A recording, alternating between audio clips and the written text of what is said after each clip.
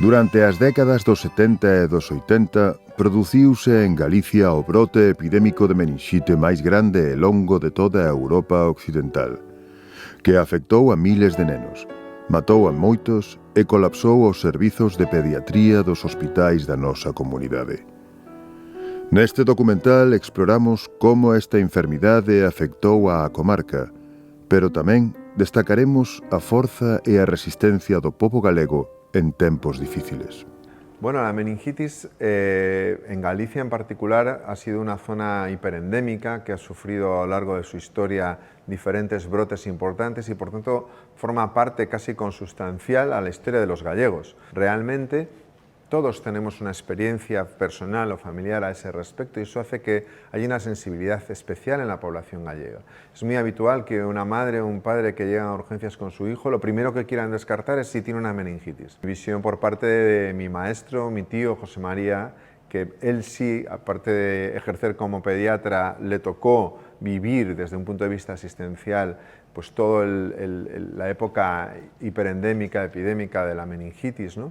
Con lo cual eso marcó muchos de los avances de la pediatría de Galicia y de Santiago en particular, su formación como intensivista, y esa fue la pediatría que yo vi y que a mí también pues, me inculcó y me pareció un desafío importante. ¿Qué familia en la década de los 70-80 no tuvo algún caso de meningitis? Esa es la realidad. Fue una época epidémica dentro de lo que son ciclos endémicos de la meningitis, en la cual sufrimos con temor y con en otro sentido con ilusión, puesto que supuso el empezar a trabajar sobre una enfermedad que hasta ese momento pues prácticamente no se sabía cómo abordar. Lo he visto en mi propia familia, donde en ese momento, aunque yo era un niño, pues hermanos míos padecieron la enfermedad, aunque tuvieron la suerte de ser de los que responden bien al tratamiento. La realidad es que la certeza no la tenemos, solo sabemos que es una enfermedad impredecible, que puede aparecer en cualquier momento, en cualquier lugar, que a veces cursa con brotes y que hay factores, pues los factores ambientales, factores climáticos, también factores genéticos que pueden ayudar a explicar pues una mayor o menor frecuencia en la incidencia de esta enfermedad, de la meningitis, pero la certeza no la tenemos. Por eso siempre tenemos que guardar en la idea de la cabeza de que todos estamos en riesgo de padecer una meningitis independientemente de donde estemos. Pues se vivió con muy poquita preparación. Las unidades de cuidados intensivos pediátricos en esa década prácticamente no estaban desarrolladas, estaban empezando a desarrollarse y tecnológicamente tenían muchas deficiencias. Yo creo que la meningitis sirvió precisamente para desarrollar unas técnicas que hasta ese momento no teníamos estandarizadas. Si gracias precisamente a la enfermedad meningocócica, si es que podemos darle las gracias en algo, precisamente fue una época que nos hizo que técnicas como la monitorización del gasto cardíaco, la medición de la presión intracraneal como estándar asistencial, los métodos de ventilación mecánica, pues se fueran desarrollando. Ese yo creo que fue el gran logro, identificar precozmente la enfermedad para tratarla también precozmente y evitar esas secuelas. Sin duda el cambio asistencial más importante en las unidades de cuidados intensivos pediátricos de los 70 fue el desarrollo, como dijimos, de los diferentes sistemas de monitorización y de tratamiento, tanto desde el punto de vista de asistencia orgánica como desde el punto de vista de asistencia a la propia infección en sí misma. Eso hizo que las unidades de cuidados intensivos pediátricos se desarrollaron de forma exponencial. Fue en esa época cuando tuvo lugar el nacimiento de lo que hasta entonces era incipiente de las unidades en los diferentes hospitales de la red gallega asistencial. Porque gracias a la detección más precoz, a la educación, al conocimiento por parte de la sociedad, pero sobre todo las mejoras en la capacidad de atención de esta patología, la mejor formación de los médicos, la disponibilidad de mejores tratamientos, hemos mejorado mucho el pronóstico, ¿no? Pero aún así hemos llegado como a un techo, aún hoy, a día de hoy, y con las mejores atenciones posibles al alcance de un paciente con meningitis, la mortalidad promedio va a ser de al menos un 10%, es decir, 1 de cada 10 personas que padezcan esta enfermedad van a fallecer como consecuencia de ello y al menos un tercio van a sobrevivir pero con secuelas muy graves. Los déficits, ahora se habla de déficits de personal, de aquellas eran muchísimo más patentes. Yo digo siempre que en la unidad de cuidados intensivos pediátricos era yo o yo, lo cual hacía que tuviéramos que prolongar la asistencia días seguidos hasta que un relevo asistencial pues nos procurara un pequeño descanso, ¿no? El calendario vacunal está en un momento dulce, si pensamos la evolución en positivo que hemos tenido en los últimos años en su conjunto y específicamente en lo que tiene que ver con la meningitis. Por tanto, hay que proteger frente a todas las causas de meningitis que son prevenibles mediante vacunación a todos los grupos de edad posibles que se pueden beneficiar de esas vacunas. Yo me vinculé en su día a través de la Fundación Irene Mejías, que fue el germen inicial, ¿no?, de lo que hoy es la Asociación Española frente a la meningitis, y por mi vinculación tanto asistencial como de investigación con el tema de la meningitis, pues en su momento me pidieron colaborar en lo que era el comité científico y desde entonces hasta hoy, ahora ya soy hasta el coordinador de ese comité científico, ¿no? Eso me ha permitido mantener el contacto, el vínculo con la realidad y a su vez también ayudarnos, ¿no?, de forma recíproca en esa búsqueda de objetivo común que tenemos, que es acabar con la meningitis allí donde esté.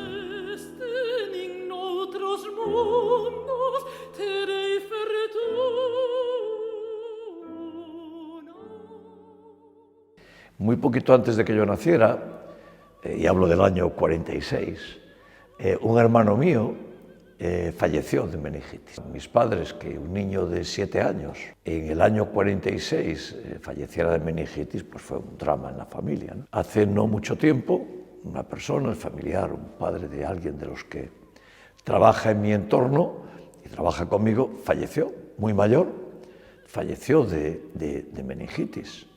Por tanto, es una cuestión que está aquí. Pero todo aquello que se pueda poner a disposición de las personas y las familias de las personas que tengan meningitis, hay que hacerlo. Investigación, investigación, investigación.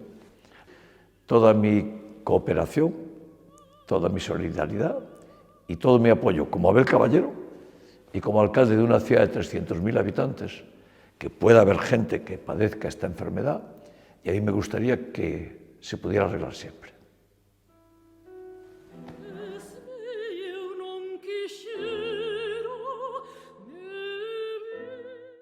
Yo sufrí meningitis con 4 años, en el año 1981, cuando Galicia era azotada por la mayor epidemia de meningitis de Europa Occidental. Recuerdo, creo que como 10 camitas, todos con niños que me contaron que todos sufrían meningitis. Cuando la gente me venía a ver, nos venían a ver a todos a la vez, la habitación se llenaba de gente, ¿no? No era que fuera por turnos, sino que venían todos los papás a la vez. Me llevaron en silla de ruedas a la sala de juegos del hospital, en la que ponían los dibujos animados, los pitufos, que a mí me encantaban. Pero algo pasaba, porque yo me puse a gritar muy alterada y le decía a la enfermera, no oigo, no oigo. No se habían dado cuenta, yo tampoco lo sabía porque era una niña que me había quedado completamente sorda.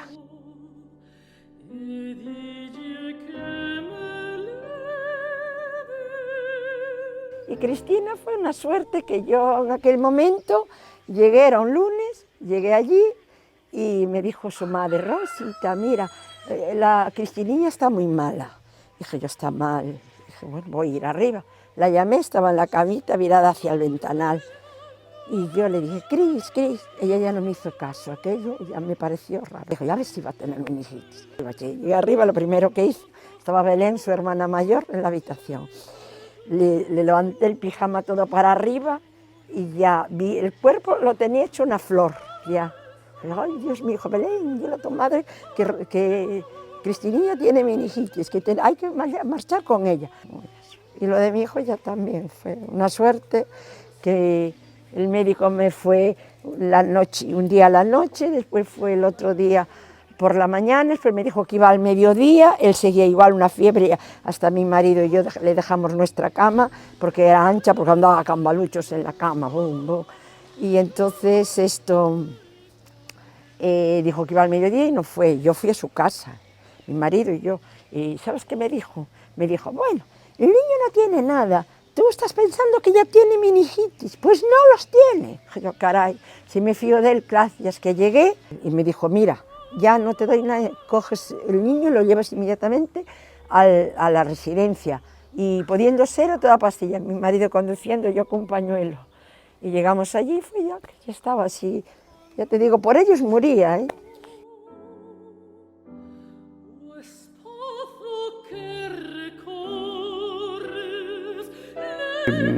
Comentando con el doctor Antelo, que es de Santiago, me decía, bueno, relativamente tu hija Cristina tuvo suerte, porque hay un 20% en aquel entonces que se mueren, y tu hija solamente tuvo una secuela del oído.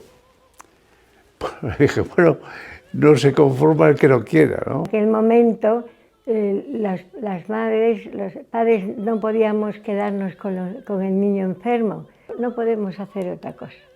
No tenemos espacio para que cada niño esté en una habitación con su madre.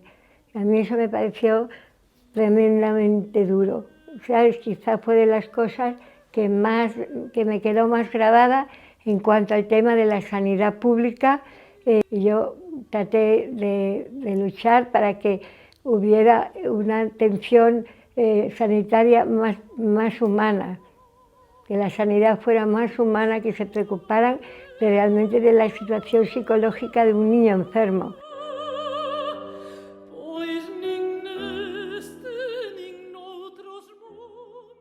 La época de los 70 y 80, la medicina era completamente diferente ahora.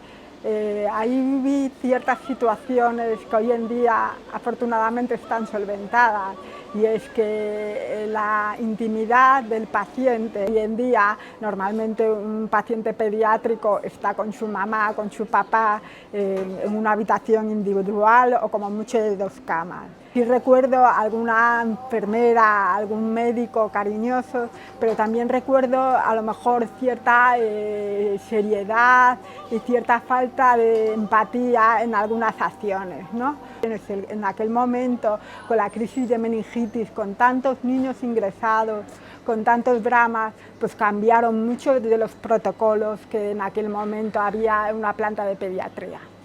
Que se sabe que hasta un 30% de los pacientes con meningitis tienen un alto riesgo de secuelas. Entonces, en aquel entonces o no había mucho conocimiento o los servicios estaban sobrepasados porque no se hacía tanto seguimiento de las secuelas de la enfermedad, como me pasó a mí, que en el hospital no me diagnosticaron la secuela y no me la vieron hasta meses después.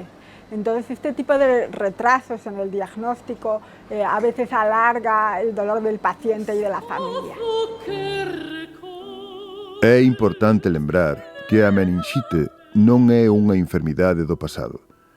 A mortalidade por esta enfermidade alcanza o 10% e ata o 25% dos supervivintes poden sufrir secuelas permanentes. As historias dos afectados hoxe lembran a importancia da prevención e da sensibilización na loita contra esta devastadora enfermidade. Yo sufrí a los 4 años una meningitis bacteriana y luego me sedaron durante 7 días. En los momentos en que estuve ingresada 6 meses o 5 y con curas y tratamientos, con operaciones, con sondas, porque no me gustaba comer. Me faltan las 2 piernas, una de ellas por la rodilla y otra por más abajo. Me faltan algunos dedos, todos pares, uno sí, uno no, uno sí, uno no. Y tengo varias cicatrices en todo el cuerpo. En un momento dije yo, la voy a bañar porque así ya le baja la temperatura. Y cuando intentaba bañarla, se me desmayó en los brazos. Y sí que sabía que iba a haber un antes y un después. No sabía qué es lo que le estaba pasando, pero sí sabía que iba a haber un antes y un después, porque eso nunca jamás lo había visto. Y fue muy rápido. A mí que me digan, es que mis padres actuaron rápido. Bueno, es que tienes mucha suerte que tienes tu genética, no te hizo esto. No sé si estáis de acuerdo. Yo no soy una persona que me interese demasiado qué pasa con la meningitis, no me interesa mucho. Solo me interesa que haya una vacuna. Y aquí ahora la tenemos. Es lo único que me interesa.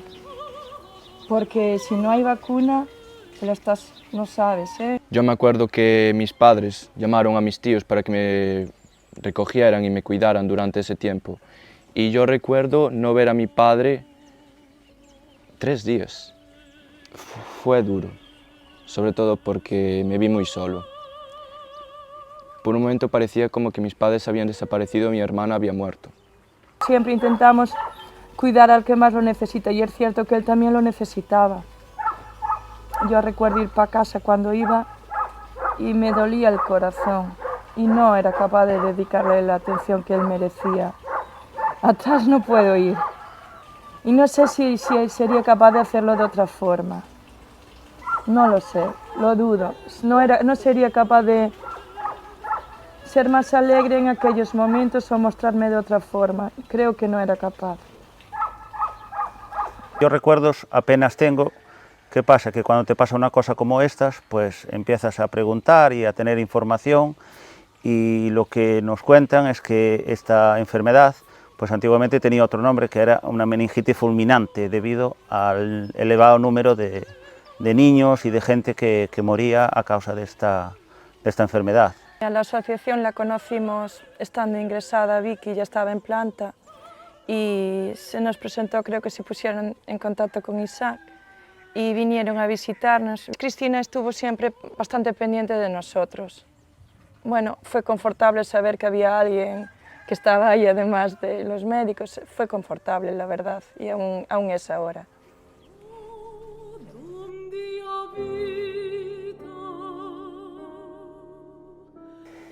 En mayo de 2023, cuando tenía 47 años, sufrí una meningitis ocasionada por un hongo que no es ni una bacteria ni un virus, es un hongo, un criptococo, poco conocido y poco frecuente, pero que también existe.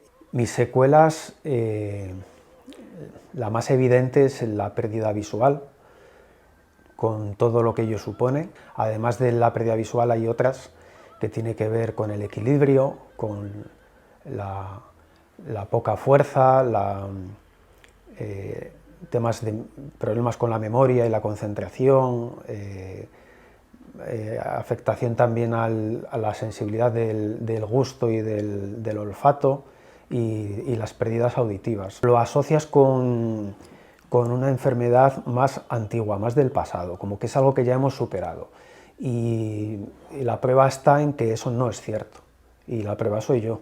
Pues mira, actualmente me encuentro en pleno proceso de transformación y espero que pueda pasar página desde el punto de vista médico, pero te puedo decir que a nivel personal me ha cambiado la vida radicalmente en todos los aspectos, que me estoy apoyando en la fuerza interior y en la resiliencia como herramienta básica para salir adelante, que estoy apoyándome en mi familia, especialmente mi mujer y mis 2 hijos, mis padres y el resto de la familia, que se han portado fenomenal, los amigos, y después he buscado el apoyo externo en alguien especializado, con conocimiento, con experiencia, y me encontré con la asociación. En realidad esta no es mi historia, es la historia de todos aquellos que no se atreven a contarlo, pero que a día de hoy sigue pasando. Y es una enfermedad a la que hay que prestar atención, que hay que seguir ayudando y empujando para que esto desaparezca, para erradicarla, y entiendo que tiene que ser pues con la mejor de las medidas, que es la preventiva por las vacunas.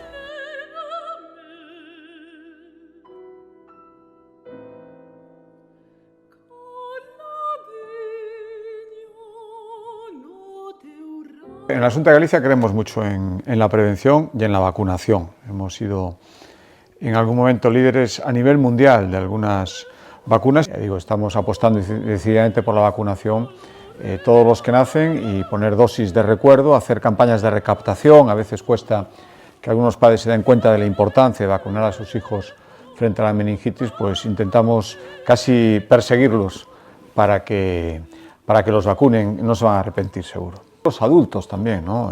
Cuesta a veces más grupos de riesgo, cada vez ampliarlos más, cada vez ser más amplios y llegar a más población, ¿no? Lo que es que en la prevención de la meningitis, en la vacunación, se están haciendo muchas cosas, pero podemos hacer mucho más, como decía antes, sobre todo en concienciación de los padres, y ya vamos a por grupos de adultos. Pero sí, recuerdo que se hablaba de meningitis, moría gente de meningitis y tocaban casos cercanos. Afortunadamente parece un recuerdo ya más lejano, ¿no? Pero sí, en aquel momento se habla de la meningitis como una causa de muchas muertes. Incluso ahora que hemos tenido, yendo un poquito más hacia adelante, hemos hecho el 17 de mayo, Día de las Letras Gallegas en Galicia. Este año se lo hemos dedicado a una poetisa, Luisa Villalta, que murió de meningitis pues a principios de este siglo, tanto no hace tanto tiempo. Y yo tuve una experiencia personal, me tocó de cerca, pues hará 4 o 5 años, Pablo Carolo, un compañero de partido, un chaval que era ingeniero, tenía 25 años, pues estaba lleno de salud y un día nos dijeron que se empezó a encontrar mal en su piso de Coruña y se murió en menos de 24 horas, y aquello nos impactó muchísimo porque rebosaba salud y de repente se murió de meningitis, y yo todavía lo pienso y casi no me lo creo, no nos lo creemos, ¿no? Y por eso decía antes que ir ampliando todo lo que podamos, las vacunaciones, la prevención, eso siempre es bueno. A historia da meningite en Galicia é unha historia de dor, pero tamén de esperanza e resistencia. A través do traballo conxunto, a vacinación e o apoio mutuo, Galicia superou esta crise e os seus sistemas sanitarios saíu máis forte ca nunca. Hoxe, lembramos aos que perdemos e honramos a súa memoria, mentres miramos ao futuro con determinación e unidade para derrotar a meningite a nivel mundial. A Organización Mundial da Saúde intensificou a súa loita contra a meningite cun plan ambicioso e global. Unha folla de ruta que busca reducir ao máximo posible as mortes e as terribles consecuencias en todo o mundo para 2030. Todo iso mediante a posta en marcha de campañas de vacinación masiva, melloras no diagnóstico precoz e acceso equitativo a tratamentos eficaces. Galicia sitúase na vanguarda desta loita e xuntos conseguiremos este obxectivo global.